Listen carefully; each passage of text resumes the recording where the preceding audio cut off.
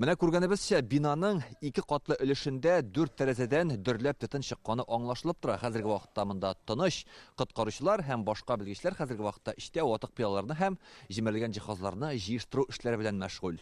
Озанның сәламәтлек саклау идарәсендә әйтүләренчә, бүген сырхаухана гадәти режимда эшли, янгын булганлыгын кырымлы деварлар гына искәртеп тора. Ут чыккан бүлмәләрне җыештырып, янган җиһаз калдыкларын зур савытка тутырып куйганнар.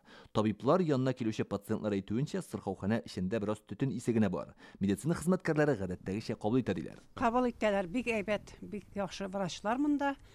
Бик благодарны, бик игътибарлы, бик хөрмәтле кешеләр монда. Запах бераз бар иде, мин уйлап утырдым, ни запах икән дип. Шул гына. Я только за анализами приходила. Анализларны алырга дип килдем. Мин биредә дәваланып чыккан идем инде. Бернинди үзгәреш тә күрмәдем.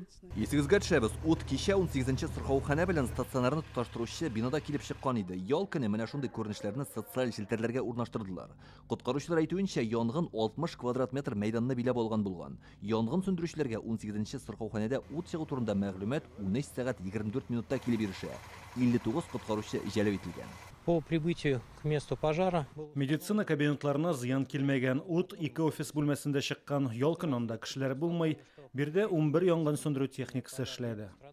Пострадало 2 офисных помещения. Сырхауханада янгын турында кисәтүче җайланма тавыш биргән ди коткаручылар, бина эчендәге 22 кешене коткаручылар килгәнчүк эвакуацияләгәннәр. Огонь не привел к какому-либо существенному ущербу. Ут зур зыян китермәде, стационар бүлектә ятучы авыруларга бернинди дә куркыныч янамаганга, алар палатларда калды. Ут чыккан бина эчендәге барлык кешеләрне дә эвакуацияләделәр. Бу 15 медицина хезмәткәре һәм сырхауханага килгән 7 кеше. Янгын сөндерүчеләр үз вакытында килеп, тиз арада эшкә тотындылар.